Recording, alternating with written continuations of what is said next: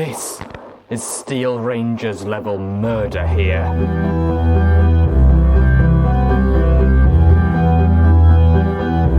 We have confirmation that this is Steelhooves. You do have coming in.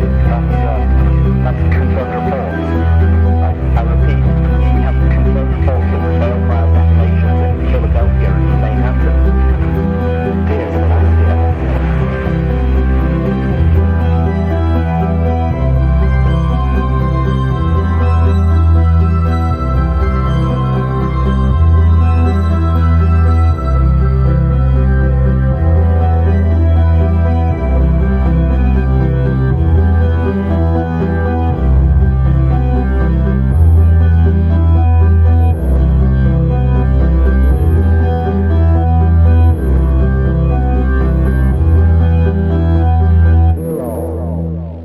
That was Blue Boy with Grave Fission. Hey there friends, I'm Nuclear Yuki, and welcome once again to a Nuclear Reading Show. Today we're continuing on with Kkat's Fallout Equestria. Oh, and if you like what I'm bringing to the cold, dark wasteland, don't be afraid to tell your friends about me, or find me on Twitter as Nuclear Yuki. And since the gangs can be a bit feisty, Fallout is owned by Bethesda, and Hasbro made My Little Pony Friendship is Magic. With all that said and done, welcome, friends, to the Wasteland. Chapter 28. The Hour of the Wolf. Rage. Burning, explosive rage. In the moment I'd realised that the Steel Rangers had invaded my home, were killing the ponies inside, I saw red like I had never seen before. My nerves were hot, electric.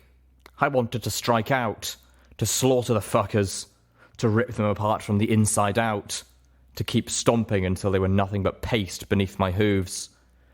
But my enemies, the murderers who were defiling my home, were not here. It would be hours, even at Calamity's best speed, before we could make it to Stable 2. I wanted to hurt some pony now. My whole body and mind and soul screamed for justice and retribution. And if I couldn't have that, at least some pony to buck. But the only ponies around were my friends. So I stood there and raged in silence. And they were wise enough not to interfere.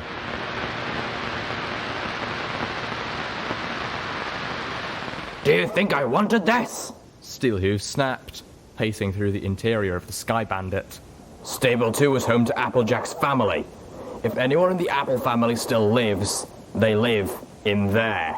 I ain't saying you aren't at this. Calamity shot back. I ain't saying that you didn't do your damn best to stop it. I'm just saying that your best weren't good enough. The rust-coloured Pegasus was pouring on the speed despite being at the point of exhaustion. And now it's my turn. Zenith watched the argument. For once, not being the focus of the shouting, she turned to Velvet Remedy, eyes large. This is your home? You and the little one. Why did the Steel Rangers attack it? Velvet Remedy shook her head. Each blink sent fresh tears down her charcoal cheeks. The wind whipped at her colour-streaked white mane. Resources, nothing more. All they see is a functional stable. In the very least, the water talisman is priceless. The apple orchard nearly so. She closed her eyes, shuddering with a soft sob. At most, they want it as a base. My rage was beginning to ebb, the fire and fury unable to maintain itself without a direction to strike. I could feel numbness, sorrow and horror lurking behind it, ready to overwhelm me once the inferno of anger burnt itself out. You can't just prance in and start killing rangers. Steelhooves stomped. I don't see why not. As far as I can see, they're nothing more than a gang of high-tech raiders preying on the innocent. Calamity kicked his battle saddle, changing the ammo. Ponies like that need to die, and I am to kill them. It's my policy. Steelhooves turned to Velvet Remedy. You talk to him. And say what? Velvet's voice was hard as steel. Steelhooves grunted. That it's suicide for a start. He looked at us. Do you ponies really think you can take on a few squads worth of knights and paladins in magical armor? The ghoul's words hit home. The size of this was just too much. Who knew how many Steel Rangers were down there, each with weapons and armor and combat experience far in excess of our own? How was I going to save Stable 2? How could I fight that? I began to remember each and every pony I'd grown up with. My teachers, my peers, each pony at my first and only slumber party. I felt myself being crushed under the weight of this responsibility. I couldn't breathe. Y'all gonna be surprised just what we can do. The armor-encased ghoul rounded on the Pegasus. I'm on your side here. Are you? I asked, finally breaking my silence. The others all turned a collective gaze on Steelhooves. The Steel Ranger, the eternally obedient soldier buck, had been backed into a corner, forced to choose between his loyalty to us and his oath to them. If that was all it was, then I knew we would lose. But I'd seen into his head, into his memories. Steelhooves' oath wasn't to the Ministry of Wartime Technology. It was to her, Applejack. And when it had come to defending her, there had never been a moral he considered sacred enough to let it stand in the way. If that still held true, then we stood a chance. Steelhooves didn't answer. That was not a good sign. But such a decision was hard enough without being further forced. I didn't dare push him. I needed him. I needed all of them. Well, that's just perfect, Calamity groused. Can you at least promise not to shoot us in the back when you do make up your mind? I wanted to tell the Pegasus to shut up. I knew Calamity had a right to say that. And right now, he was the one going beyond the pale just to get us there. But if I had any chance of not letting Stable 2 down, not letting every pony I had ever known die, I needed my friends to pull together. We needed to be strong. Instead, I was drowning, and all about me, they were splintering apart under the tension. Velvet Remedy nickered depreciatingly. Well, if we're making promises, maybe Littlepip can promise that, if we win, she won't adopt any of them. I stumbled, feeling sucker-punched even as I was fighting to breathe. Oh, come on, Littlepip, Velvet said, rolling her eyes. It has not passed my notice that you have a habit of collecting ponies, and now zebras, who have nearly killed you. She shook her mane. I'll admit, I sometimes wonder if there isn't a part of you that is doing it to get back at me. What? What the hell? Well, aside from just being the one who patches you up every time you get yourself hurt, I'm also the one who is at least a little responsible for you getting trapped out here to begin with, Velvet pointed out. Her normally beautiful voice sounded frayed. I could tell this was the return of nasty, bitchy Remedy, who dealt with the horrors around her by thinking poorly of her friends. I'd really hoped that we'd left this Remedy behind, but there she was, buried under the surface, just waiting for enough stress on the fault lines of Velvet's personality to set her free. Are you sure there isn't a part of you that isn't trying to punish me by surrounding us with reminders of all the times we've nearly died out here? Whoa, Nelly! Calamity looked back. Is that how you think of me? Oh, goddesses, please. I don't know if I could do this even with you. I can't do this without you. Stop! Stop it, all of you! I stomped with all my hooves, shaking. We can't tear apart now! Our home! My home! They need us! What good are we to them if we're just bleeding to death when we get there? Bits and shrews, Calamity exclaimed. You're right, Littlepip. I'm sorry. As am I, Velvet Remedy said. The good Velvet was, at least for now, back again. I don't know what came over me. I guess I'm just not dealing with this so well. So? Steelhooves inquired, his voice calm as if the arguments had never happened. Do you have a plan? I felt the wind blow through my coat and mane, ruffling my utility barding under saddle packs and armor plating. I looked at each of them, suddenly feeling very small. My eyes fell to Velvet. This can't just be my decision, Velvet. This was your home too. My eyes pleaded with her. Silently, I begged her to help me. Please, Velvet. Just please don't let this all be on me. This is home. These are our ponies. I can't have whether they live or die be all on me. I just can't. Velvet returned my gaze. In her teary eyes, I saw a kindness that told me she understood, and that she would take as much of this burden from me as she could. Velvet turned to the others. Steelhooves is right. I doubt we have the firepower to take on the Steel Rangers. And even if we do, we couldn't hope to without losses. So we look for an avenue of diplomacy first. I nodded, weeping thankfully. Suddenly, I could breathe again.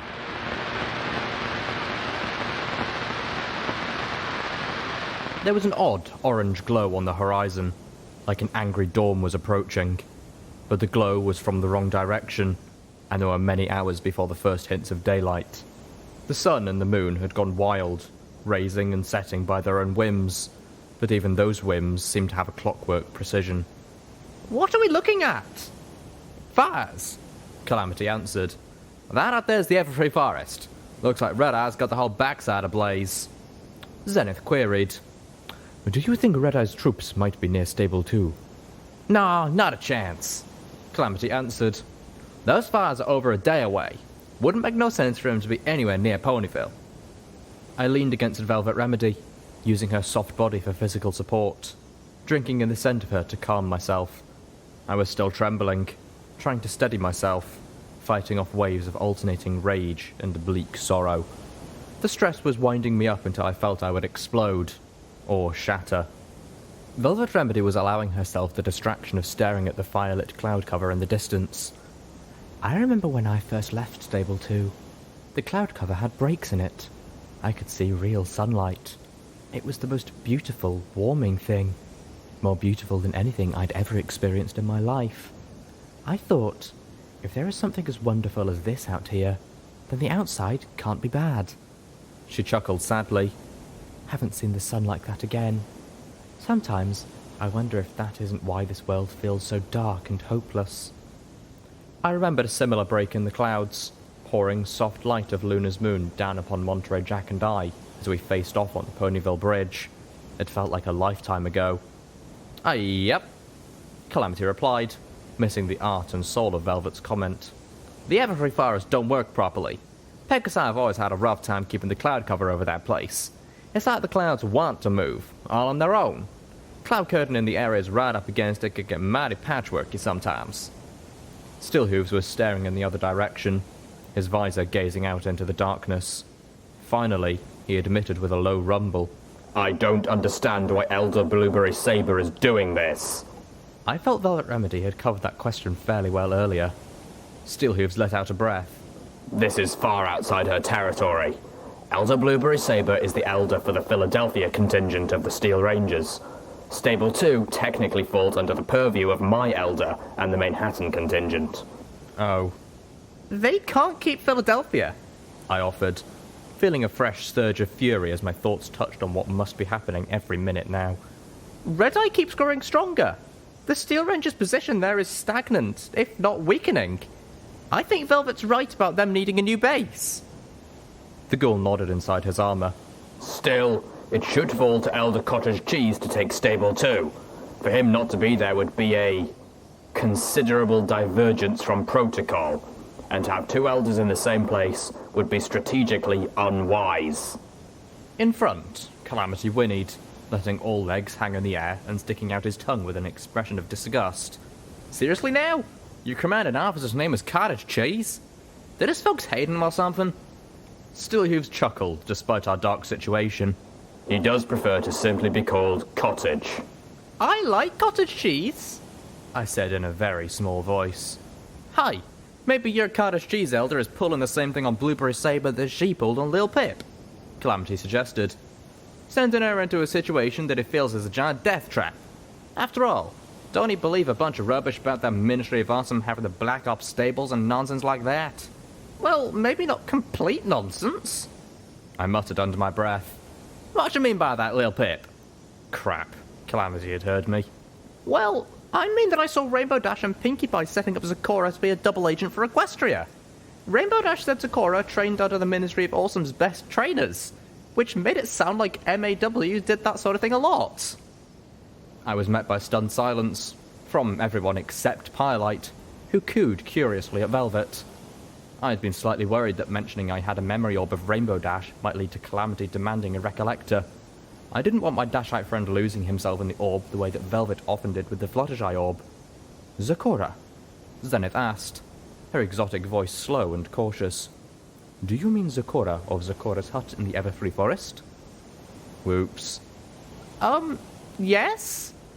Turns out she was a friend of the Ministry Mayor's, and close to... Was it really a good idea to tell Zenith that Zecora had gone undercover to betray the zebras? Zecora was a traitor. Steelhooves growled dangerously. She was selling weapons technology to the zebras. He took a step towards me. She tried to give them the damn gun that could punch through steel ranger armor. Oh boy. No, not really. That was part of her cover? No, that is not true. Steelhooves insisted adamantly. Fluttershy knew a zebra? Velvet Remedy's voice asked. At least that revelation, thank the goddesses, probably didn't lead down dangerous paths. Oh, Littlepip, maybe you ought to be explaining some of those memory orbs y'all been looking at. I groaned. Even staying away from personal memories, like Steelhooves' memory orbs, or dangerous ones like anything involving Fluttershy and the damn mega spells. This would take a while, but part of me was thankful for the distraction. We still had a few hours to go.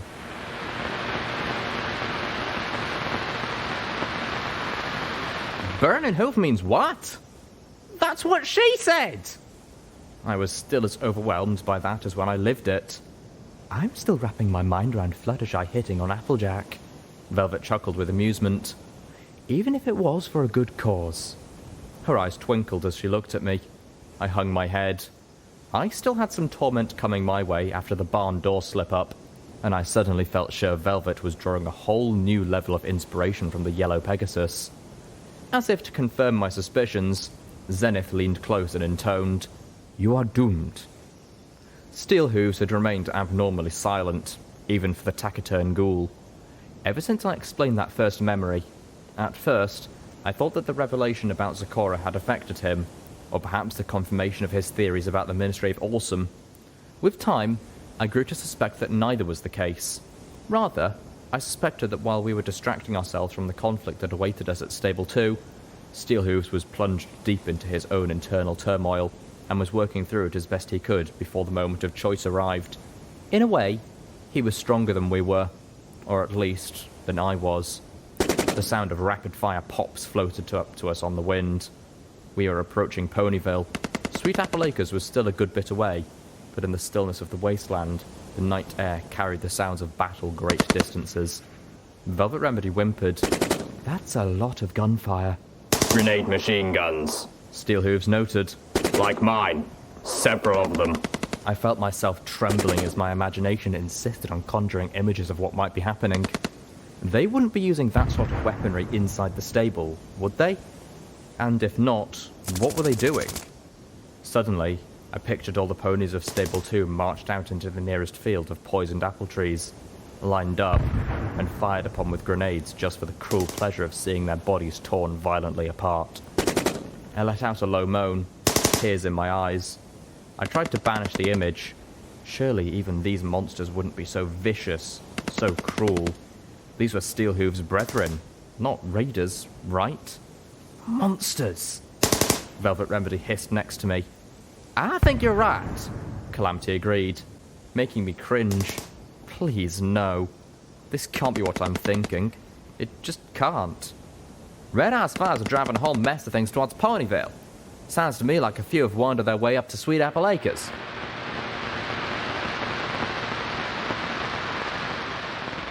It was the deepest part of the night. There was a name for it that I couldn't remember. That mystical black hour when all is darkest and you can't sleep, when the weight of all your sorrows and bad decisions comes weighing upon you most heavily, when the monsters scratch just outside your door. Velvet Remedy got up and started rummaging through the supplies we had stored in the back of the Sky Bandit. All those things we were keeping for trade, or had intended to stash back at Junction R7, but didn't want to burden our saddlebags with, including every weapon Calamity had been able to strip from the ponies Stern had brought with her to attack my friends at the Philadelphia Tower. I began to reload my weapons. My choices were limited. Little Macintosh was powerful enough to possibly punch through a Steel Ranger's armor if I could hit a weak spot, and I had a single clip of armor-piercing bullets for my sniper rifle. Only my Zebra rifle had sufficient armor-piercing rounds, thanks to both the convoy Calamity and I had looted outside of Philadelphia, and some additional ammo he had liberated from Stern's slavers. I floated the Zebra rifle right in front of me. My rage was beginning to boil again, pushing away the numbing pain. For once tonight, I put up a wall against it, trying to remain at least partially rational, not let this overwhelm me. Did I really want to use the Zebra rifle against Steel Rangers? On one hoof, these were my enemies, and they deserved what they were going to get, and the rifle was the best option I had for putting a mess of them down. But the Zebra rifle's enchantment, the bullets would do a lot more than just push through the armor. I'd seen what happens to a pony who is set on fire inside a suit of armor, and the memory still horrified me. Was I ready to go spike against these ponies? "What is that you are wearing?" Velvet Remedy responded gracefully. "We are going into battle against truly dangerous opponents. How foolish would I be to not go in wearing armor? And this is the best armor I possess." Velvet Remedy was wearing the Zebra Legionnaire armor. "Unless, of course, you wish to wear it," Velvet said kindly. "I think you have more claim to it than I do." Zenith considered that a moment, glancing towards Steelhooves. "No, Equestria is my home." "Oh, horse apples," Calamity muttered to himself, wincing, then speaking up. Velvet, Littlepip, I've got a request, and feel free to say no. I know it's asking a lot, and I have no right to ask." He paused a moment, then pushed forward. "But if we're gearing up for a big fight, then I've got some stuff stashed not so far from here that might help. Only at about 50 minutes to our flight. I promise, but that's 50 minutes from Rangers could be killing your kin." I was ready, feeling each second drop away with blood. 15 minutes more. Then we'd already taken so long. I couldn't bear the thought. "No," I said firmly. "We can't give them a minute more, much less 15. I took a deep breath. "But if you think it will help, then drop us off at the stable door and go. You can meet us—" "No," Velvet interrupted. "Splitting up is a bad idea. I don't want Calamity wandering the stable alone trying to find us. We'll all go in together." She was right. My suggestion had been a bad one. "Calamity, go ahead," she continued. "We've taken hours to get here. If 15 minutes more is going to make that much difference, we've already lost. I know you wouldn't want to bring this up if you didn't think it really would help, and anything that helps us get through this alive is worth 15 minutes. Calamity extended his wings, changing course. Sweet Apple Acres was now looming into view, the rolling hills of feeble trees bearing poisoned fruit. The old barn still standing, surprisingly intact. "Y'all won't be able to use the barn until next spring." I suddenly imagined that Applebloom had torn the original barn down while they excavated the stable too, then rebuilt it afterwards. When Stabletech builds something, they build it to last. I could see sparkling lights in the air, like part of the night sky had descended through the clouds and landed in the middle of the farm. A swarm of evil stars. Pinpoints of muzzle flashes danced across the ground all around it. Zenith drew a sharp breath. "No!" "What is it?" The Zebra's eyes were wide with horror. "Starspawn!" What the Steel Rangers fought was a horror out of Zebra legends. A creature from beyond the moon, unleashed upon the world eons ago as a gift from the stars. The creature was massive and completely invisible save for the surging, living constellations of light that seemed to float around inside of it. I brought up my ice-forward sparkle, but while the compass burst with lights for the ponies on the ground, most of which were a hostile red, my pipbuck couldn't lock onto the entity they were fighting at all. As far as it was concerned, nothing was there. Gunfire from the embattled Steel Rangers poured into thin air, and the starry air attacked back, crushing them or sending them flying. Rockets exploded, bathing parts of the creature in fire long enough to get glimpses of its shape. I felt only mildly reassured that its structure seemed at least vaguely pony-like, with a head, body, and 4 legs. An eldritch roar blasted across the cloud-shrouded heavens. It sounded like the cosmos screaming in rage. My first instinct was to try to help. I wanted to run to their aid. It actually took a moment for me to remember that the ponies down there were our enemies. but not all of them, at least according to my EFS. And wasn't that enough? We've got to help them. Steelhooves insisted, voicing my own thoughts. You wanted diplomacy? This would be the first step.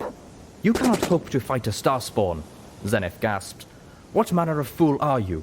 All you can hope to do is run and hide. Have you met us? Steelhooves asked, and with those words, I knew he had made his choice. Detour abandoned, Calamity winged towards the barn and flew us into the storm.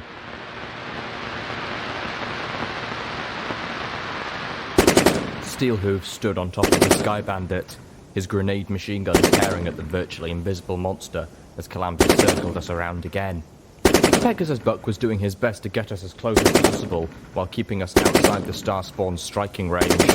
Not an easy trick being unable to properly see the creature. The Steel Rangers on the ground had been nearly decimated.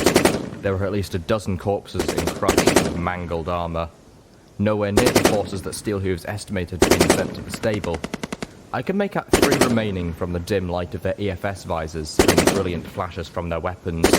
One fired off a pair of missiles. They exploded against the transparent hide of the monster. The Starspawn retaliated, an unseen appendage connecting with the armoured knight with a sickening crunch. The pony flew through the air towards us. Yow! Calamity cried, dodging. I could see the pony was dead as it arced past us. Internal organs pulverized inside gruesomely dented armour. Pyrelight shot out past us, striking the creature with balefire, washing part of its back with flames that quickly died away. I focused, trying to wrap the entire entity in a magical field. I had no intention of moving it, but as the magical aura spread about it, the creature became clearly outlined. It was far bigger than I thought, but at least now we could properly dodge the alien behemoth. Velvet Remedy cast her anesthetic spell at the cosmic beast. Her magic hit it square in the head. The creature stumbled, phased for only a few seconds, then let out another unearthly roar. Dang it! She's just too big! We ain't doing more than bee stings to her! I told you, Zenith warned, cringing. You can't slay a Starspawn. You best be thankful this one is but a baby. A full-grown one would have devoured all of Ponyville without even noticing. That's just a baby? I asked in shock as the monster stepped backwards, colliding through the barn, the last building standing on Sweet Apple Acres. The barn, which had weathered apocalypse and 200 years of the wasteland, came crashing down. I felt a pang as I watched the barn I'd witnessed Applejack and her friends together in during the sunnier, happier times be obliterated by the uncaring misstep of the Starspawn. Littlepip, keep that glow up! Steelhooves ordered as my telekinetic field began to slip. Calamity, bring us around in front of the thing and hover. Velvet, have that spell ready again when I say. I sure hope you know what you're doing, Calamity said as he brought the Sky Bandit directly in front of the monster's snout. Now, Velvet! Velvet Remedy focused, unleashing a small bolt of magic that splashed against the head of the creature. Again, for just a moment, it was stunned by the same magic that would completely paralyze a hellhound for nearly an hour. A streak of smoke shot out from the top of the Sky Bandit above as Steelhooves fired off a single rocket.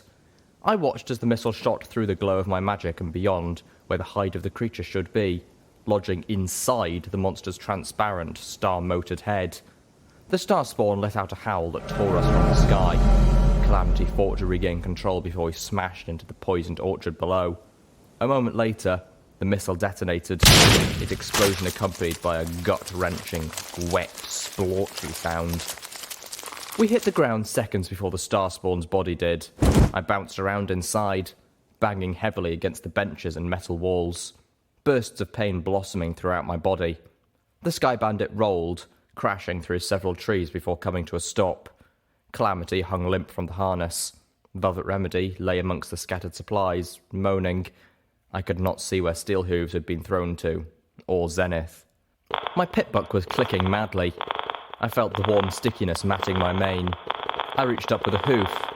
The lightest touch brought dizzying pain and shooting lights. And then darkness.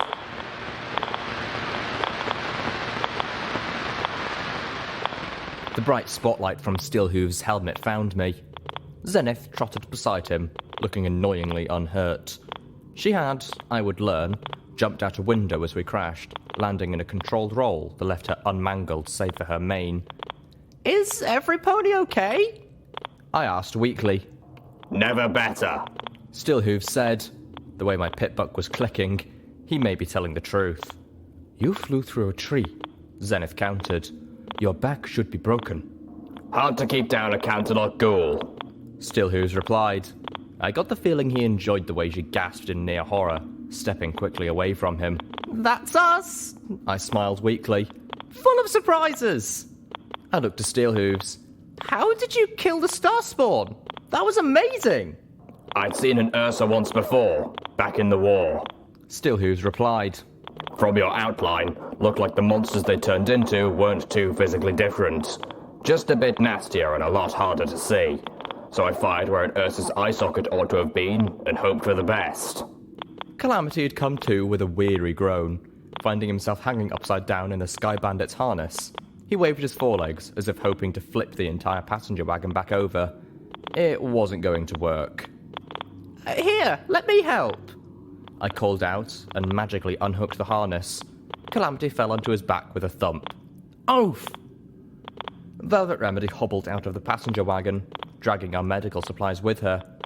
I realised that we had probably scattered our belongings across 100 yards of irradiated cropland, but that would be a task for morning. First, we had to get through the night. At least I hadn't lost my weapons. "Every pony and zebra gather round," Velvet said politely, dropping her saddle boxes to the ground.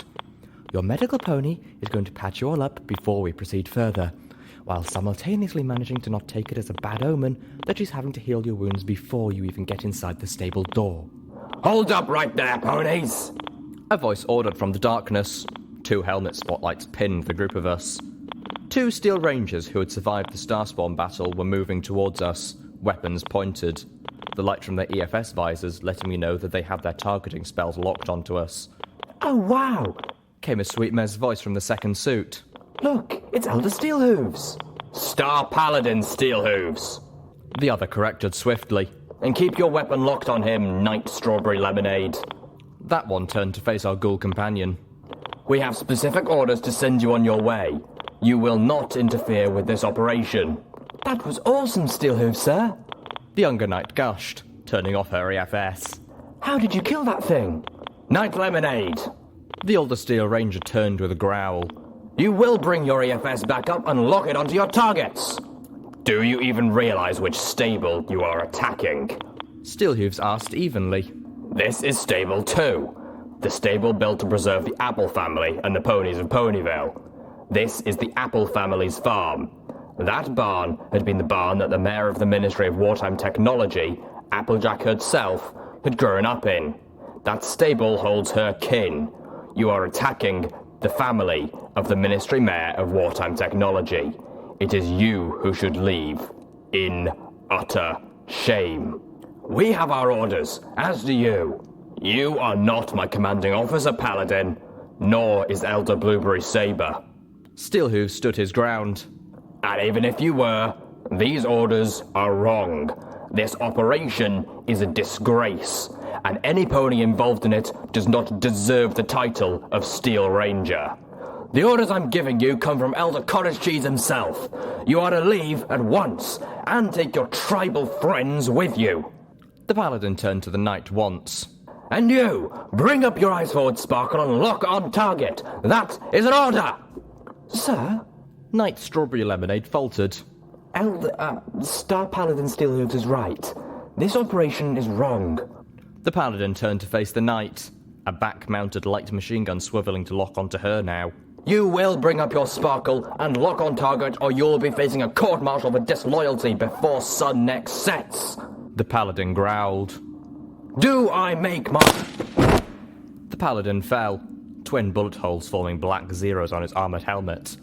Knight Strawberry Lemonade backed up in shock. The rest of us turned to Calamity. What?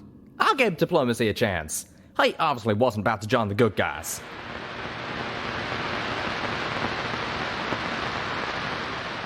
Velvet Remedy's horn glowed softly as she did her best to heal the gash on the back of my head without binding my whole face with bandages. Fortunately, She said it looked and felt far worse than it actually was. Elder Cottage Cheese is dying. Night Strawberry Lemonade said, filling Steelhooves in as best she could. I mean, I know he's been dying forever, but just this last month, not even the medical bed seems to be helping anymore. He's focused on taking Stable 29 before he dies. That's where he is, with Star Paladin Crossroads. He invited Elder Blueberry Saber to lead the acquisition of Stable 2, along with Star Paladin Nova Rage. Of course he did, Steelhooves commented. Star Paladin Crossroads had pushed for me to become an elder. She has the same sentiments that I do. Cottage must have known there was no way Cross would agree to the taking of Stable 2. He stomped. Star Paladin Nova Rage, on the other hoof, is an MWT traditionalist, just like Elder Blueberry Saber. Calamity wiggled his left wing. It had suffered an injury in the crash, and now Velvet had mummified it in bandages. I reckon this cottage fella wants the Crusader in Stable 29. Live forever inside a machine? But that's insane, I asserted. The Crusader can take an imprint, a copy of a pony's mind. But it's not like the pony actually becomes part of the machine. Cottage Cheese would just be dead as when he died.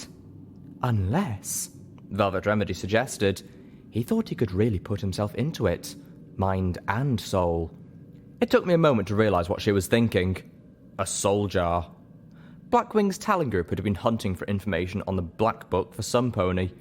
Now I suspected I knew who. If a soul jar could be made out of anything, why not a Crusader?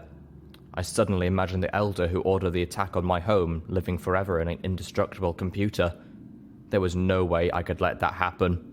He didn't get eternal life as a reward for this murder. Steelhooves continued to speak to Night Strawberry Lemonade. In the end, she told him, Look, I believe you're right, and I'm willing to stand aside, but I can't follow you in. I can't attack the other rangers. Her visor turned towards Calamity. Or cooperate with tribals who do. Steelhooves nodded, putting an armoured hoof on her shoulder. I respect your decision. You are doing the right thing. He turned to us. Are we ready? I stood, floating the zebra rifle to my right and Little Macintosh to my left. From what the knight had told us, Elder Blueberry Saber had left a fifth of their force guarding the way in, a precaution against us as much as the horrors slowly emptying into Ponyville from the Everfree Forest. Truth was, I was not ready. But every moment spent talking and healing was one more for the 4 dozen Steel Rangers inside to tear their way into the security and Overmare's wing and slaughter every pony they hadn't killed in their initial strike. They couldn't wait for me to be ready. We go!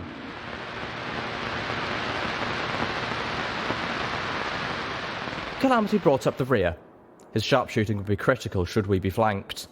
I kept glancing back at him, watching his reactions as we passed through the tunnel beyond the apple cellar. It was not like the sanitized little tour he'd been given in Stable Tech headquarters. This is Velvet Remedy's home, he muttered. Littlepip's home. I'm pretty sure he didn't know I could hear him. Before the Pinkie Pie statuette, I probably wouldn't have been able to. I gotta be strong for them, not go crazy. I can't just charge in and kill every armored bitch I see. I need to be strong. Need to watch for them. Need to protect them. I can do this. The skeletons which littered the floor had been crushed and broken, trampled by an army of metal hooves. I felt a twisted sickness welling up within the reservoir of rage that was filling my head. No pony knew who they were, but they deserved better than this. I felt part of my anger turn in on myself. Why had I not returned to bury them? They died at the door to my stable. But then, the Equestrian Wasteland was filled with skeletons. I hadn't treated any of the others any better. Not even the skeletons of Apple Bloom or Pinkie Pie. But at least I hadn't defiled them. I hadn't smashed them under hoof without even caring. The door to Stable 2 was wide open. Velvet Remedy and Steelhooves were our diplomats, so they were in the lead. I wanted our Steel Ranger to have a shot at wooing any other Rangers before we had to shoot. So Velvet Remedy was the first to step back into the place that had once been our home. She stopped with a painful gasp. I galloped up to meet her. The entrance room was as grey as the maintenance areas of Stable 2 had been, but now there was a cacophony of colour splashed all over it. The pretty colours of pastel-coated ponies lay in pools and sprays of darkening crimson. The Overmare had sent a dozen ponies to meet whoever was coming in. Only 2 of them, Stable security guards were armed. The others had come bearing only hopes of friendship. Scattered near the open muzzle of a magenta-coated young mare was a bouquet of flowers, a welcoming gift. The white flower petals were stained red, and the Steel Rangers had gunned them down. The pony in my head stood teetering on the edge of a great, dark spiral, a bath covered with bones that led forever downward into blackness. The currents of my rage pulled her towards it, a tidal force of crimson pouring into the abyss. I pulled her back, and my rage shattered.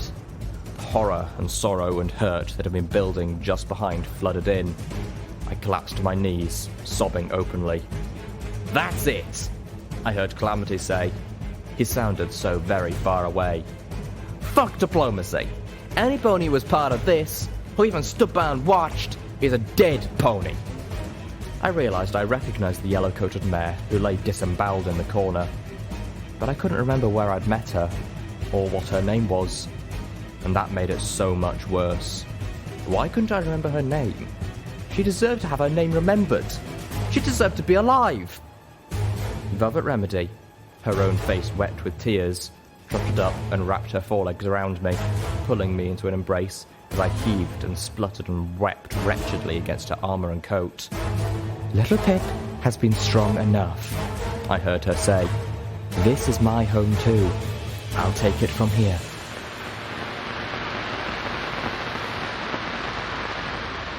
Calamity, Zenith, and I formed our stealth team. As soon as I could quiet myself and move again, Velvet Remedy sent the three of us ahead. We were no longer looking to negotiate unless they offered the white flag first. Instead, we would strike first, fast, and with finality. The first Steel Ranger who I pumped full of bullets from the Zebra rifle died in agony, screaming as his internal organs burst into flame, cooking him from the inside out. I didn't feel any remorse, no sympathy, nor did I feel glee or even a grim satisfaction. My emotional deluge had left me fiercely numb and focused. The act was necessary and right, and beyond that had no more emotional impact than brushing my teeth. I no longer even felt a twinge of revulsion for what Spike had done defending his own home. We passed more dead ponies in every hallway. The Steel Ranger's attack had been brutal, but there were not nearly the number of dead that I would have expected. The Friendship Committee had been a well-calculated play on the Overmare's part, and when the Steel Rangers showed their true intentions right there in the entrance, they gave her enough forewarning for a rushed evacuation into the security and Overmare wing. I both loved and hated her for that. So far, the maintenance wing had been hit the worst. The Steel Rangers had moved to secure it first, probably to prevent any pony from sabotaging the technology they were the most interested in. The ponies down there had no time to get out before the Rangers had cut them off. I turned the familiar corner and found myself face to face with the Pip-Buck technician's stall. A fresh surge of emotion hit me as I saw the black scorch marks on the walls that I had once cleaned. A red trail of blood ran along one wall, dipping at the end until it met the corpse of my mentor. If I ignored the missing leg, I could almost pretend he was asleep on the job again. This was not the mural I had once hoped for. I was crying once more, my vision blurring, making the lights of my EFS swim. The door to my mentor's office lay open. There was movement inside, a red splotch upon my compass. I waved the others back and started to creep forward. The Steel Ranger never saw me coming. I floated little Macintosh up right behind her head, just to the left of the fins. I unloaded the full cylinder into her brain. She was probably dead after the first, but I didn't care. I turned to walk out, and froze as I spotted my mentor's hammock.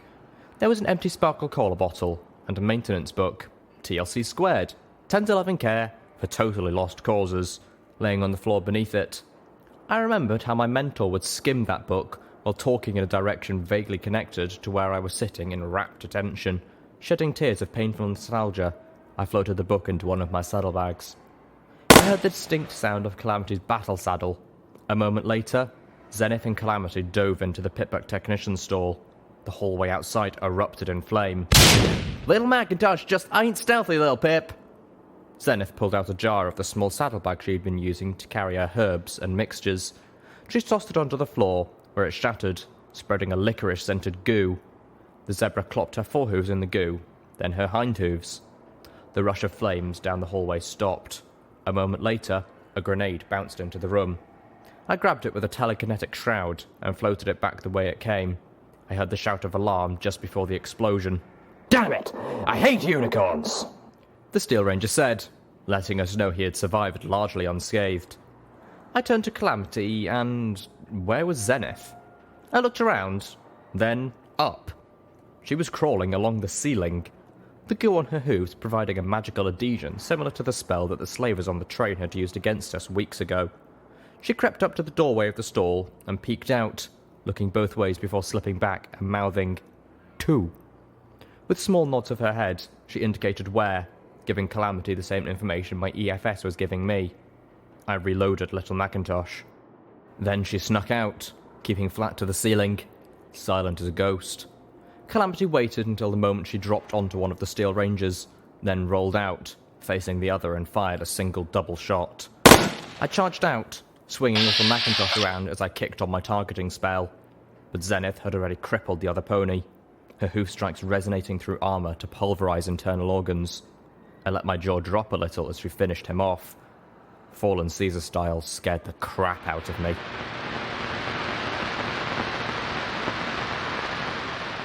As we swept further into maintenance, we started seeing glowing piles of green residue, or pink ash, all that remained of ponies killed with magical energy weapons, scattered amongst the massacred ponies of Stable 2. Calamity found that disturbing. My EFS told me there were 4 Steel Rangers around the next corner, near the door to the generator room. I relayed this to the others. "I'll take 'em," Calamity said, starting to move forward, but I put a hoof on his shoulder and shook my head. Calamity frowned. He didn't want to back off, but he did so anyway. The Pegasus and the Zebra held position as I galloped silently back to where Velvet Remedy and Steelhooves were waiting. A moment later, Steelhooves trotted past Zenith and Calamity and rounded the corner. His missile rack was open, his weapons primed. I am Star Paladin Steelhooves. I'm declaring an end to this travesty of an operation. We do not assault the stable of the mayor of our own ministry, and we do not slaughter innocents when she was dedicated to protecting ponies. His voice rumbled with command. You have 2 options. Side with me and stand by your oath to the principles of our ministry mayor, or stand with Elder Blueberry Saber and Star Paladin Nova Rage and be gunned down. Then you admit you're a traitor. One of them called back. You stand down and submit to arrest. Wrong answer. Steelhooves fired everything out into the hallway, which was torn apart in a blaze of light, heat, and shrapnel. I don't think I'm going to be able to wear this armor anymore, he said, stepping back around to where we were waiting, his armor smoking and peppered with red-hot shrapnel. Which is a problem, since I cannot take it off. Honestly? Calamity said with a grin. Ya ain't never look finer.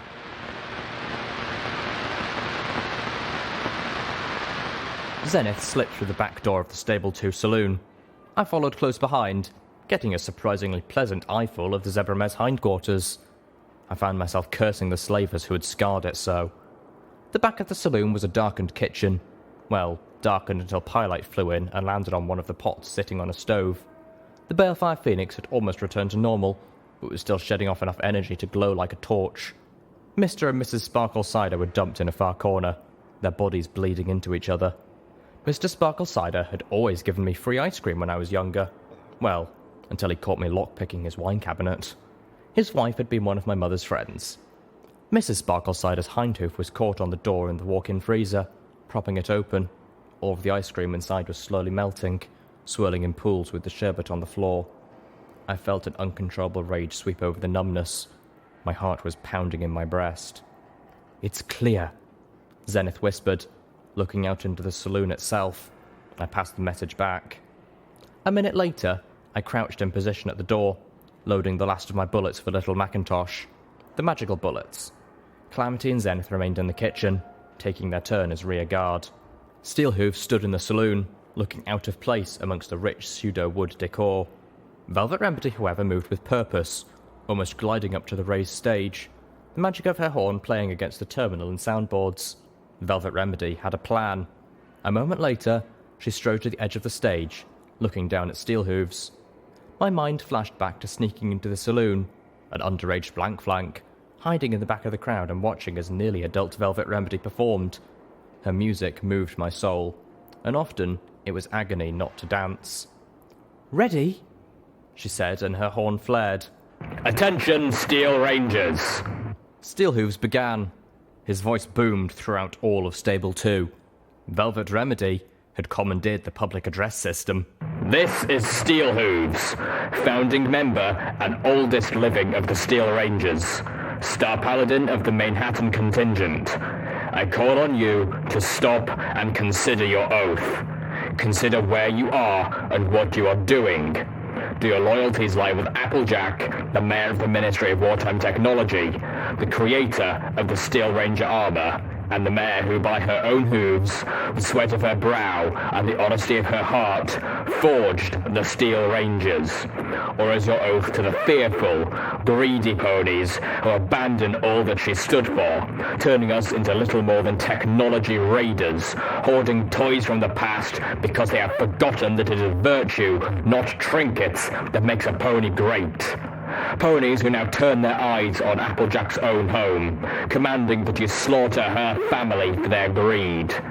These orders, this operation, would be an abomination in the eyes of our ministry mayor. Applejack was put in charge of the Ministry of Wartime Technology because she was the bearer of one of the elements of harmony, and the ruler of Equestria recognized the caliber of that. Do you think it was the virtue in her soul or the jewelry on her neck that made Applejack a bearer? Today, you must choose with who your oath lies.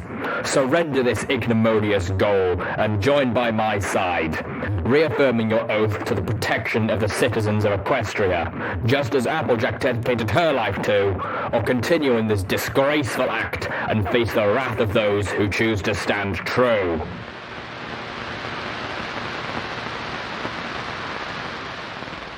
The glow around Velvet Remedy's horn faded. Steelhooves looked up at her. Well, how was that? She smiled brightly in response.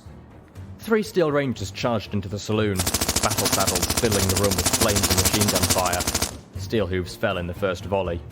I stared at the Steel Ranger, collapsed in the spreading pool of vehicle that ghouls called blood. I slid into sats and fired the last of the metal puff rounds into them, felling one and crippling the second. I dropped Applejack's gun and swung about the Zebra rifle as 3 more poured in. Behind me, I could hear the explosive blast of Spitfire's thunder as Calamity decapitated the first Steel Ranger to try to get in through the back. One of the 5 remaining Steel Rangers fired a pair of missiles up at Velvet Remedy. The Singer Unicorn threw up her shields as the 3 rockets detonated against the underside of the stage, spraying the air with jagged chunks of wood. Another turned towards me, leveling what looked like an anti-materiel rifle at my head. "No!" bellowed Velvet Remedy, her horn glowing and her voice magnified. "This is my stage!" The room blazed with light conjured from Velvet Remedy's horn as she made herself the center of attention. The Steel Ranger in front of me sidestepped as Velvet Remedy's light show blinded her. The distraction gave me enough time to fire a burst from the Zebra rifle, 1 bullet tearing through the visor of my opponent. One of the Steel Rangers responded to Velvet with a roar from her twin miniguns. Velvet's shield held. I fired 3 more armor-piercing shots from the Zebra rifle into the minigunner's head. Seeing the flash of fire through the bullet holes, I could smell the pony's brain roasting. Velvet whipped out her combat shotgun, firing it at the invaders, but their armor proved more than sufficient. It did not, however, protect them from her anesthetic spell. The Steel Ranger I had crippled went down. Another Steel Ranger fired up at her with a back-mounted sniper rifle. The bullet tore through her shield and armor. I saw the look of shock and hurt in her eyes. Pyrite swooped in for the kill, blasting the downed Ranger and the 2 still standing with a radioactive flame. Their suits protected them against that as well, but the flames obscured their vision. I slid in and out of sats, spraying each Ranger till I was out of armor-piercing ammunition. Spitfire's thunder sounded again. A moment later, Calamity and Zenith galloped into the room, knocking me over. I realized I could smell gas. Somewhere deep in the stable, I heard a deep explosion that didn't sound like a firearm or grenade. Alarm shot up my spine, as I wondered if the Steel Rangers had managed to blow the security doors that the bulk of my home's population was hiding behind. Zenith turned grabbed me in her mouth and pulled me from the doorway. The kitchen erupted, an inferno pouring out into the saloon and setting fire to many of the pseudo-wood tables and chairs. Not one word about my name, Calamity panted, looking at Zenith. Then he saw Steelhooves and froze. A moment later, "Where's Velvet?" I pointed upwards towards the stage. I could see her fallen form. In the eerie silence that followed the battle, I could make out the sounds of drops falling from the stage to the floor below. "No," he whispered. His wings propelled him up from the stage far faster than either Zenith or I could have made it by hoof. The orange-maned Pegasus landed and pulled Velvet Remedy into an embrace with a gasp. "Ow," whispered Velvet Remedy. "Shush now, you silly pony," Calamity said, holding her. "You done got yourself shot. But you're going to be right as rain soon enough. We got ourselves the best medical pony in all of the Equestrian Wasteland." I started up the stage towards them. Zenith was right behind me. "Ow," Velvet said again, then added, "Who's a silly pony?" "Y'all is, Velvet Remedy," Calamity gently insisted.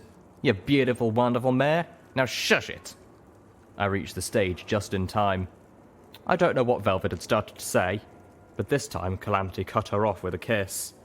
"Oh," Zenith whispered in my ear. "I've been waiting for those two to do that since I first met them." I was stunned at first.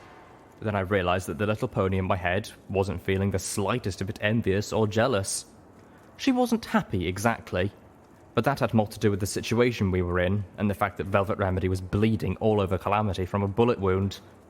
The air filled with an odd, unholy sound from down below. A chill filled the air. Steelhooves stood back up. My jaw hit the floor. I had sorely underestimated what it meant to be a Canterlot ghoul. I didn't have time to marvel.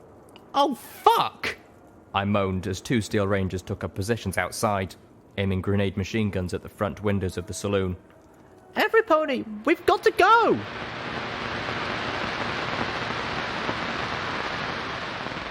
The Steel Ranger mare stepped through the door on the far end of the bathroom and opened up with a grenade machine gun of her own, blowing up the stalls and toilets between me and her. Heat washed over me, searing my lungs. Shrapnel cut at my armor and flesh, leaving me bleeding from dozens of small wounds. Outside, Calamity and Zenith crouched behind a row of lockers which I had floated into a barricade. We were getting close to the school where I had once taken my QT aptitude test, and the place was swarming with Steel Rangers. I was out of ammo for Little Macintosh, and was actually beginning to fear for the Zebra rifle. We'd been lucky taking them on one or two at a time, the element of surprise on our side, but now they were alert and moving against us by force. Only the narrow hallways prevented us from being surrounded or utterly overwhelmed. A missile flew over the lockers, exploding against the wall behind Zenith and Calamity. The explosion blew them both hard into the barricade. Calamity rose up, dazed and bleeding. Zenith didn't get up at all. "Steelhooves! Velvet!" I cried out. "We need your help!" The two of them were guarding our rear, Velvet considerably worse for wear after downing both of our remaining extra-strength restoration potions. She needed to stay out of the heavy fighting, but we couldn't spare her entirely. The further we got into the stable, the more ways to flank us opened up. Another thunderous explosion sounded from somewhere deep in the stable, followed by more. Water sprayed from all the destroyed toilets. The Steel Ranger's hoofsteps splashed as she approached closer. Give it up, Littlepip. Crap. Surrender now. An Elder Blueberry Saber might just spare you and most of your friends. You won't get that offer from Nova Rage. Yeah, like that was going to happen. "I don't suppose I could talk you into surrendering to us?" I called back. "Is mass murder really the Earth Pony way?" Fuck you, she retorted and opened up another barrage of grenades. I wrapped all the debris around me in telekinesis and pulled it together, creating a shield. It didn't work very well. The first explosion blew the debris out of my magic's grasp, pummeling me with it. I felt bones break as pain surged throughout my body. More grenades detonated about me. My pitbuck screamed as every limb registered as crippled. My pitbuck politely told me I was dying from internal injuries. I couldn't feel them. My body was in shock. All I could feel was cold. 2 missiles streaked through the air overhead, entering the room from behind me. They hit the Steel Ranger, blowing her off her hooves. She slid across the wet floor and collapsed in the corner, unmoving. "Littlepip!" Velvet Remedy cried from forever away. I lost consciousness.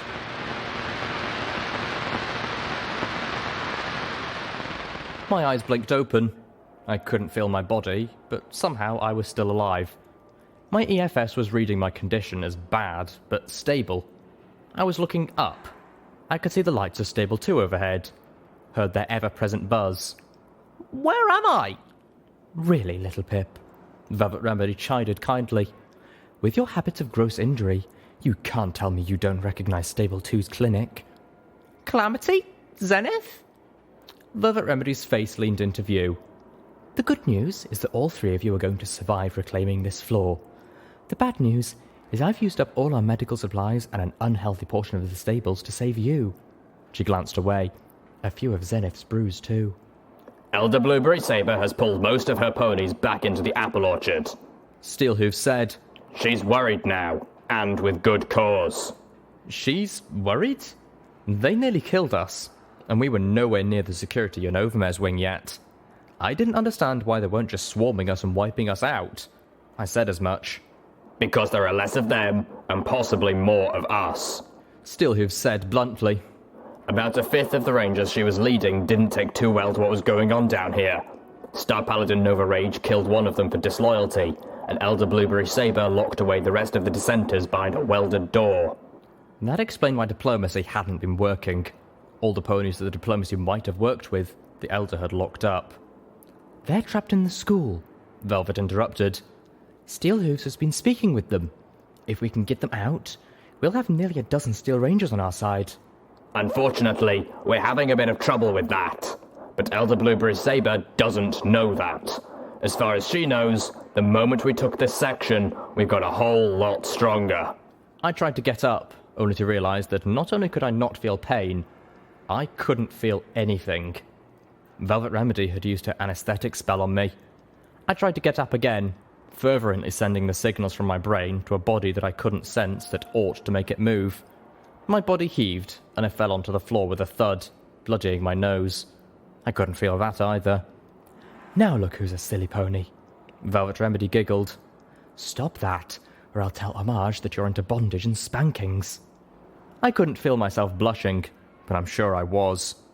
As extra punishment, Velvet let me lay there on the floor as she turned her attention to Zenith. The zebra was still unconscious. Calamity trotted in a short time later. "I'm afraid there ain't an easy way to get that door open. Best bet is to cut through it with a blowtorch, and that'll take hours." He whinnied. "On the plus side, seems like that's what the enemy's trying to do with the S&O wing. Only those doors are a hell of a lot thicker, and there's more than one of them. Best bet, we've still got a couple hours before they're through."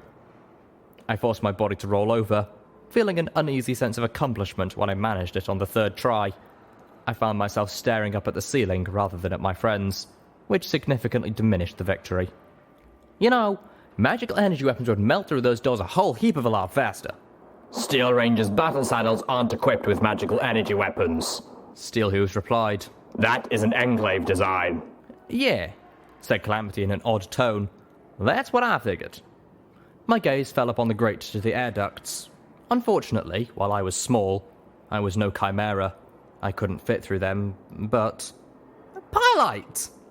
What's that, Littlepip? Pylite can get through the air ducts. She can carry a blowtorch to the good guy Steel Rangers trapped inside the classroom. Let them cut their way out, I suggested. Plus, she can carry in food and water to them while they work. "I like it," Calamity said, the grin I couldn't see evident in his voice. "Frees us up to continue the mission, while we're still providing a diplomatic relief." We had a plan. So did Elder Blueberry Saber. While we were busy, the bitch had welded shut every entrance into the atrium except for the passage through the apple orchard. The orchard was a huge, open space, with only thin trees for nearly useless cover.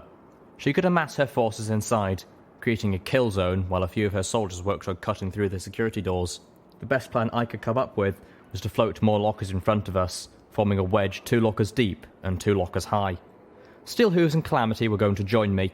Velvet had clearly taken far better care of us than herself, unwilling to use up more than the minimal medical supplies on herself that we might have, and did, need later. She was still partially crippled from the gunshot wound, and I insisted that she stayed behind as a liaison with Pyrelite. Zenith promised Calamity that she would stand guard over our wounded medical pony. To claim that I was in good shape would have been an outright lie, but the pain I was in when the spell wore off was not the worst I'd felt. Definitely better than being set on fire by a dragon or bucked between the thighs by a scarily strong raider. I could work through it. My legs, fore and hind, all seemed to work, if stiffly, and I could breathe without too much effort and feel my heart beat. Plus, I had my magic and my pip-buck. I was not in optimal fighting shape, but I really didn't need more, and there were ponies counting on me. I'd already seen too many ponies who I recognised lying dead on the stable floor. I wouldn't allow Elder Blueberry Saber or Star Paladin Nova Rage to add to that number. Steelhooves trotted up behind me as I floated the lockers into formation. A moment later, another Steel Ranger trotted up, only it wasn't a Steel Ranger. Wearing a Steel Ranger's armour from the neck back, his black Desperado hat was still firmly on his orange mane, and he held Spitfire's thunder in his mouth. What are you doing wearing that armour? Steelhooves demanded. Calamity just gave him a look. Okay, then how do you expect to fight in that? Magically powered armour requires months of training to perform even adequately in. Watch me! Calamity mouthed through his grip on the unique anti-machine rifle. I shook my head, sending up a prayer to Luna for our coming battle, and a prayer to Celestia to keep Zenith and Velvet Remedy safe. I telekinetically triggered the door.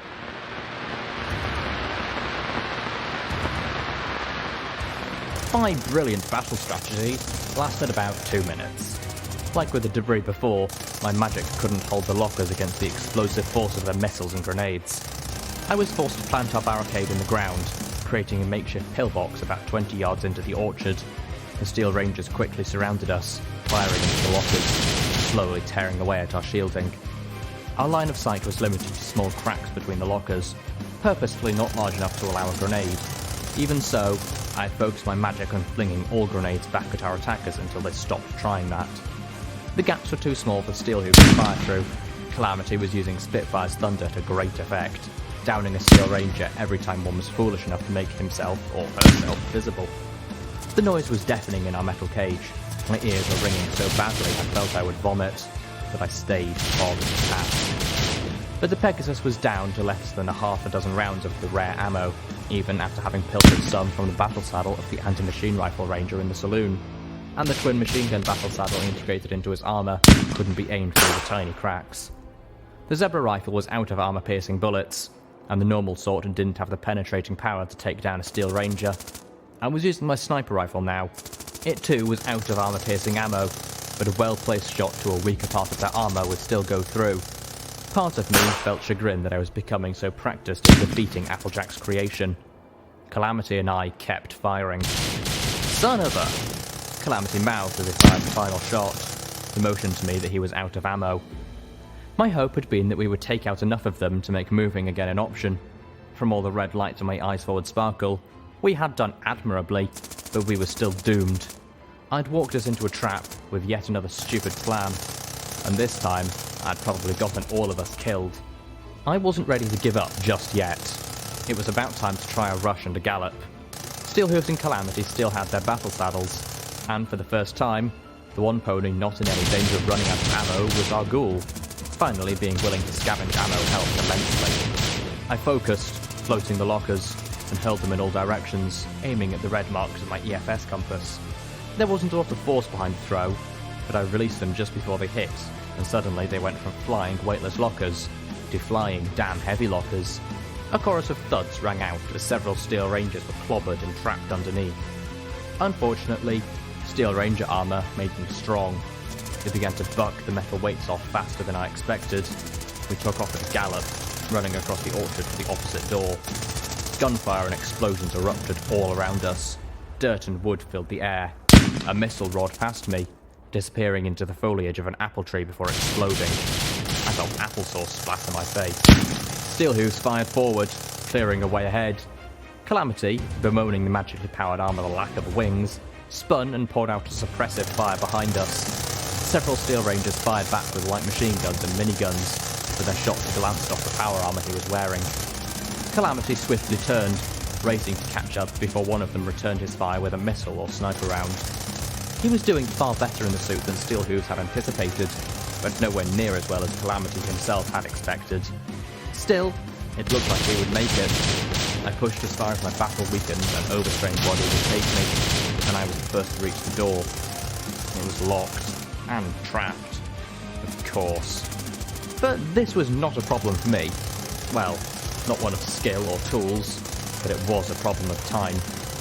Calamity and Steelhooves reached me as I attempted to disarm the explosives. Steelhooves began to guide me through it, his skills far surpassing my own, while Calamity turned to face the approaching rangers. "Give it up!" called out Elder Blueberry Saber as the Steel Rangers advanced, encircling us. I heard a click as the bomb disarmed. Now for the door. I heard more clicks as every enemy Steel Ranger in the apple orchard reloaded. Elder Blueberry Saber called out again. "Last chance! Give it up!" I sighed. Damn it. This was the damn Ministry of Morale rooftop all over again. "Why don't you just kill us?" Because now she needs to make an example of me. Steelhooves guessed. And she knows that will go a lot smoother if she has hostages I care about. Or maybe I just need a good lockpicker. Blueberry Saber answered. Some pony who can get me past a security door. Oh, hell no. A deep explosion rang out. One of the Steel Rangers fell, her midsection torn through. Several friendly lights suddenly danced across my EFS compass. But that was impossible, I thought. The Steel Rangers upstairs were still hours away from being freed. We wouldn't be getting reinforcements for... A magical energy pistol appeared, pointed at Elder Blueberry Saber's head. It was held by a familiar-looking griffin, the hood of her cloak falling back to reveal her head. Blackwing? Elder Blueberry Saber's eyes went wide as she realized the situation had dramatically changed. Where did you come from? Blackwing smirked as she pulled the trigger, a green beam from her pistol striking the pony between her eyes, turning her into a pony-shaped glow of luminescent green. God sent me! Elder Blueberry Saber collapsed into a luminescent puddle.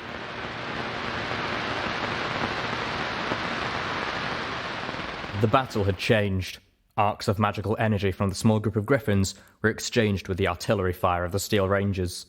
Calamity and Steelhooves waded into the fight while I struggled to unlock the door with my telekinesis. The door unlocked with a satisfying click and slid open. Beyond, I could see the atrium, but even before I could see it, I could smell it. The cloying stench of burnt pony hair and the reek of spilled blood, pooling and drying by the gallons, smashed into me like a speeding wall. This room had become a slaughterhouse. Colourful, innocent ponies lay dead everywhere. In many cases, the same ponies could be seen in multiple places. One of the Steel Rangers had unleashed a grenade machine gun in the room. I stepped into the atrium over a pink leg blown off at the knee. I saw a yellowish clump of matter sliding down a wall, mixed with blood. It took me a moment to realise it was part of a pony's brain. I looked up and saw the colourful banner. The Steel Rangers had interrupted a cutie mark party. I felt rage. Pure, unadulterated rage. I met 3 Steel Rangers on the atrium balcony at the top of the stairs. 2 of them were wielding auto-axes and were working their way through the third and final security door. They had about half an hour's work left to go. I wrapped each of them in magic, floating them up and turning them towards each other before they could react and turn the auto-axes off. The magically enchanted blades did exactly what they were designed to do. Cut through metal. The flesh beneath offered no resistance at all. It was gruesomely messy. I dropped them, but kept the auto-axes, turning to face the last of the Steel Rangers. Star Paladin Nova Rage, I presume? The Star Paladin stared at me. Yes, and you are? Run!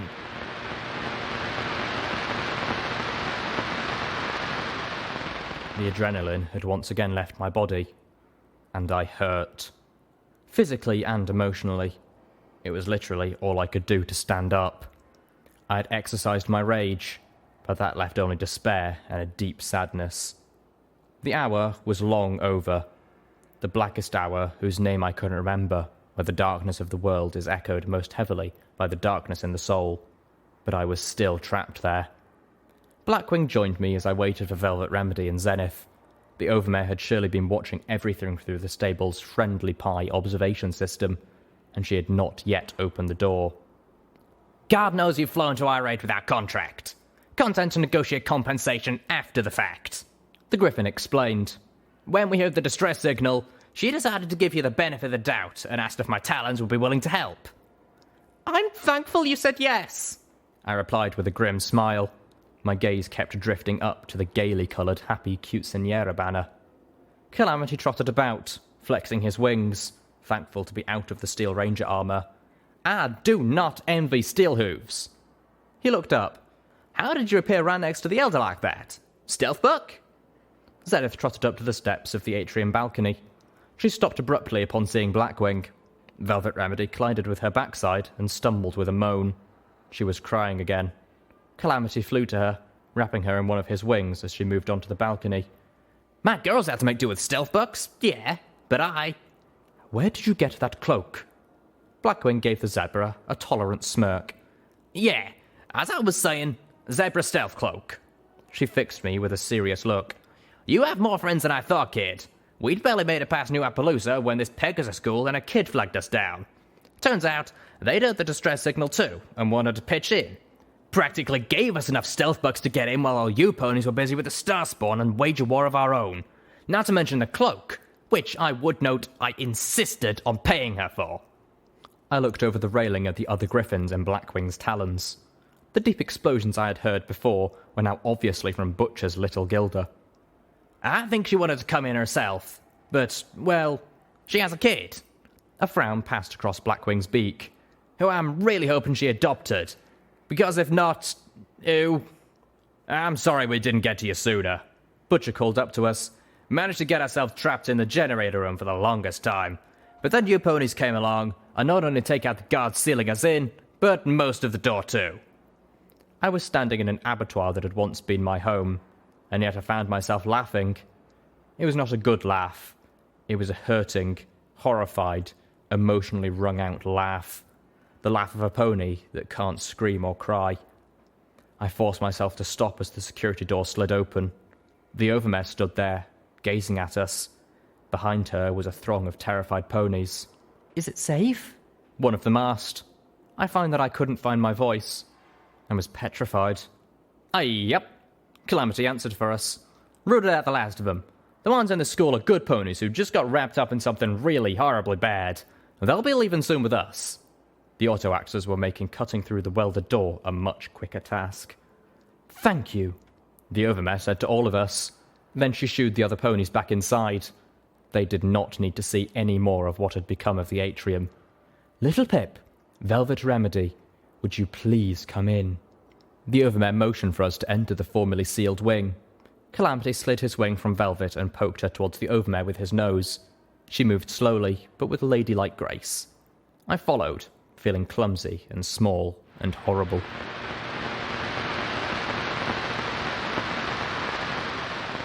And then there was blood everywhere. Sparkling Cider did a wave of his hoof like this, then fell down. As the overmare slowly guided us through the crowd towards her office, a familiar voice froze me in place. Mother? I looked up, and there she was, standing in a small clique of friends, notably absent of Mrs. Sparkle Cider. She turned and looked at me with a vaguely scandalized expression. Is that Littlepip? She asked one of her friends. The other mare answered in the affirmative. I don't even recognize her, Mother said, not with awe or maliciousness, but as a casual statement of truth. I felt all the life drain from me as she looked me over. My blood had turned to ice water. My stomach knotted up, then sank to the lowest part of my body I could find. The world seemed to stretch away from me.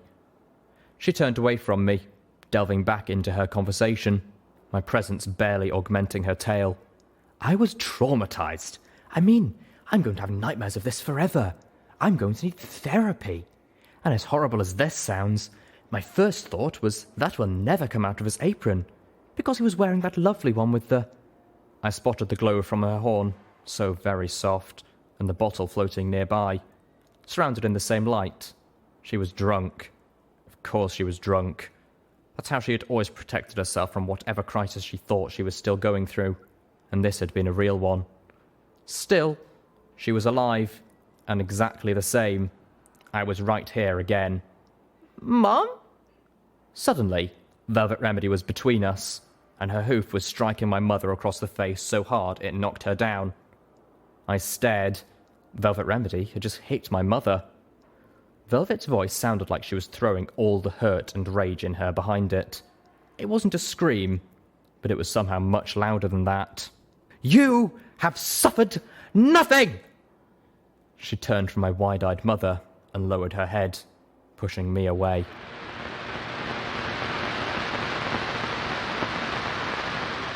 "There are no thanks which are enough for your bravery and heroism," the Overmare told us, thanking us yet again for coming to Stable 2's rescue.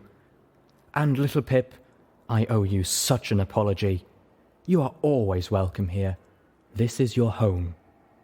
I looked up at the Overmare, then down at my body. I was caked in blood. Maybe half of it mine. "No!" "No?" the Overmare asked. "I have no place in here. Not anymore." I looked up at Velvet Remedy, who was laying on a couch in the Overmare's office across from me. "I've been outside for 5 weeks, and look at me. As much as I try, I'm not the same pony I was when I left, and I never can be. The Wasteland has changed me, bloodied me, maybe even poisoned me like it has everything else outside. I can't come back. I can't bring that poison in here." "I think it's already gotten in," the Overmare said sadly. I nodded. "I know, but these ponies are good ponies, innocent ponies. They need to treasure that, and hold it as long as they can. You need to wash away the blood, clean away the bodies. Try to make Stable 2 right again. Tonight will be enough of a nightmare already." The Overmare nodded. "Then, is there anything I can do for you in return for all you've done for us?" I thought about it, then looked into her eyes. "Yeah. First, we need to arrange some sort of payment for the Griffins." "Payment?" The Overmare blinked. "Ah, I see. They are mercenaries." "Mercenaries who came to Stable 2's aid without contract or promise of payment," Velvet Remedy swiftly added, "because they trust us to do right by them in return." "Then I will not sully your reputation, Velvet, darling." The Overmare turned to me. "And there was something else?" "Yeah, I want access to the Overmare's records." That she did balk at. "I want to look at the population records, nothing more." Somehow she liked that even less. "I do as well," Velvet Remedy said, getting up and moving to my side.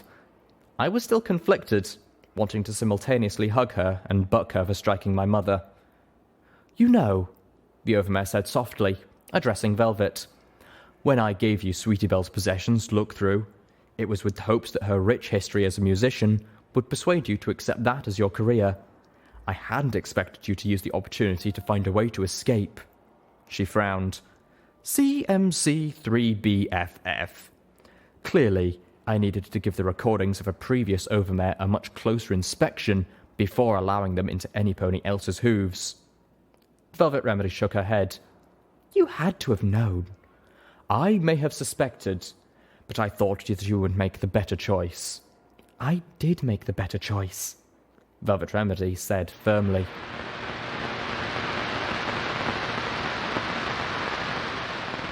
I found what I was looking for in the population records within the first few minutes. She made it! Applejack made it into Stable 2. She was here when the stable door sealed.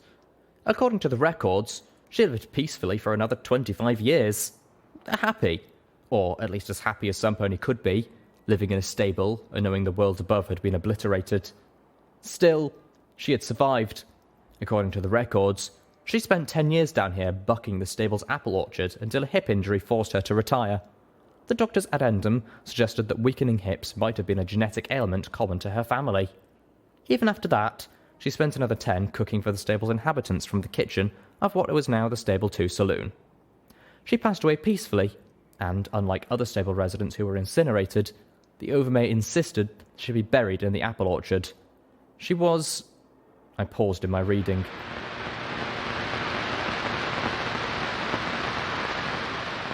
I walked into Paulette's stall. The always messy, paint-splotched artist of Stable 2 had survived the slaughter and was already diving into a new project. The Steel Ranger stood very still in front of her, obediently at attention. as she painted over the symbol of magical sparks and gears with 3 candy-red apples. Steelhooves plodded up to me. I'm no longer fit to wear Steel Ranger's armor, but I can't take it off, he said as I took in his new look.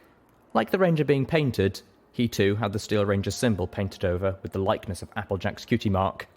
The red paint continued from there, accenting the ridges and edges all over the rest of his armor. So I thought this would be appropriate. I was a little surprised he didn't go with orange, but I could see sticking with the cutie mark's colour. They're all doing it, I asked, looking at the Steel Ranger being painted and then at the line down the hall. Every pony who has decided to return to the true meaning of the oath. That is, the oath as Applejack would have wanted it. He whinnied. We won't be able to call ourselves Steel Rangers anymore. I won't be able to. He grumped. That's going to take some getting used to. What will you call yourselves then? I suggested. Applejack's Rangers? I'm hardly worthy of that. But maybe. We will see. For now, we are simply outcasts. He looked away, his metal-sheathed tail swinging. I have to go for just a little bit. I'm taking the others up to Stable 29. I've been in contact with Star Paladin Crossroads, and she immediately joined the cause. She's already planning to make Stable 29 into someplace we could operate out of. All it needs is a functioning water talisman. But there's another problem. Elder Cottage Cheese? As Calamity would say, yep. Steelhooves nickered. Looks like you were right about him. Cross says he sent a squad of Steel Rangers to the Cancelot Drones to retrieve that black book for him. But they haven't returned yet. If we can get to Stable 29 before they do... You have a right. Do you really think Calamity can haul 10 more outcasts all the way to Fetlock? It is a passenger wagon, I commented. Besides, have you met us? Steelhooves laughed. All right, but after you drop us off, you need to head on to 10 Pony Tower. No more delays. I'll catch up to you later. I promise. I nodded solemnly. I was going to hold him for that. I started to walk away, then remembered what had caused me to seek him out. Steelhooves, we need to talk somewhere private.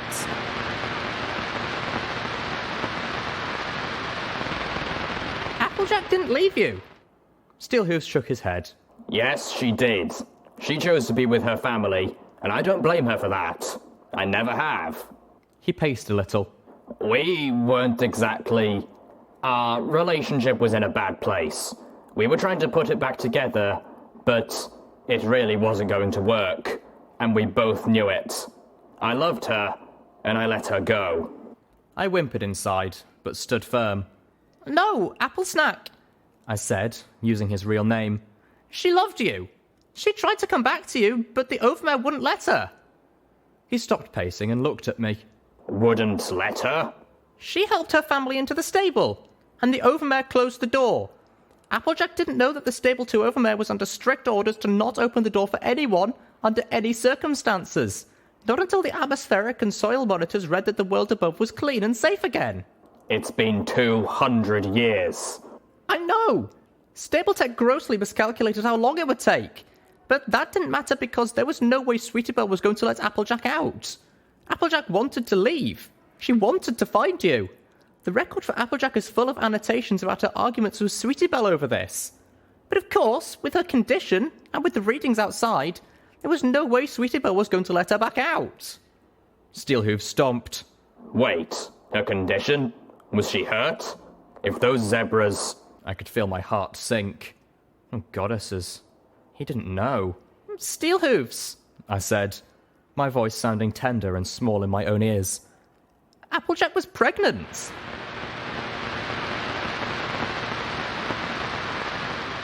I swear, the Overmare huffed. This is why I didn't want you becoming a medical pony. Velvet Remedy glared at her crossly. You just can't help yourself. You dig and pry. You and Littlepip are a match, you know. Velvet took a deep breath. You have a serious problem here. Have you even looked at the population reports? Do you have any idea how many of the original inhabitants of this stable were extended members of the Apple family? By Celestia, even Littlepip and I have a common Apple ancestor 6 generations back. I had stopped just inside the Overmare's office, watching the two mares argue. Neither had noticed me. That's not a big deal. 6 generations is a lot. This entire stable is in danger of becoming completely inbred. Velvet Remedy shot back. I'd say that's a big deal. Littlepip was wrong. You can't stay locked up in here for much longer. Hello? I finally said. The 2 mares turned to look at me with matching shocked expressions. Maybe there's another way.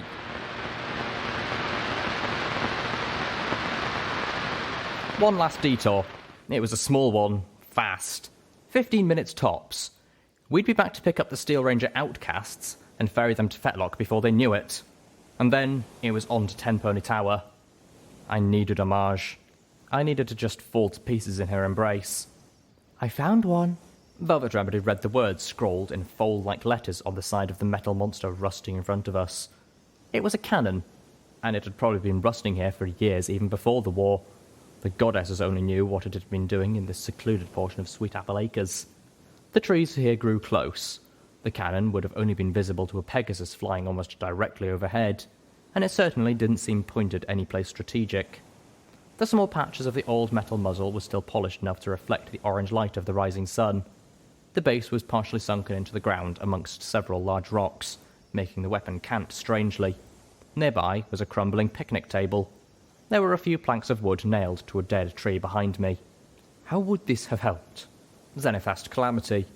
I had to admit I was asking the same question. The old metal monster couldn't possibly fire. Calamity chuckled. Not the cannon. He trotted around the pile of large stones that the base was partially leaning against. He tapped his hoof on one, then another. This one. A rock? I asked. The Rock of Destiny, our Pegasus friend said, grinning cryptically. I was tired, physically and mentally exhausted. I couldn't keep up. Destiny is a rock? Even Velvet Remedy was looking confused. Calamity sighed. Hollowed out rock, he explained. This rock has been used by every Dashite since the first Pegasus was hunted down by the Enclave and branded for leaving. It's enchanted to open only for some pony who don't know the proper passphrase. He looked down at the apparently special rock. Every Dashite has put something in here, some token of the life they left behind. How did a Pegasus enchant a rock? Velvet Remedy asked. Calamity shrugged. Well, I assume she had some pony else do it for her.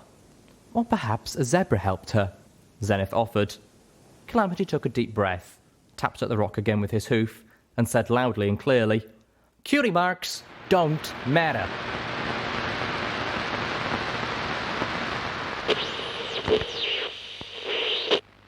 Footnote. Level up. Skills note. Firearms has reached 100%. New perk. Zebra Augmented Pony. You have allowed your body to be permanently enhanced through Zebra Alchemy. You gain plus 10% to your poison, fire, and radiation resistances, and plus 3 to your damage threshold. Note. Zebra Augmented Pony and the Cybernetic Implant perk, Cyber Pony, are mutually exclusive. And now you see why there are some rangers that I do like. Them's outcasts are mighty fine people, battled all across the south here, kicking the shit out of the nasty ones. I'm just mighty sorry for Pip and Velvet having to go through that with their home. Fuckers. I'm glad Blueberry got herself done in, though pity it when Pip or Applesnack doing the killing. Anyway, music now. Here's the Broken Wing Blues from the Wasteland Wailers. Enjoy, people! Well, I bit the bullet, I drunk a dry. My heart is spilling over the sides of a tall glass of whiskey. That's killing pain, my wings were broken.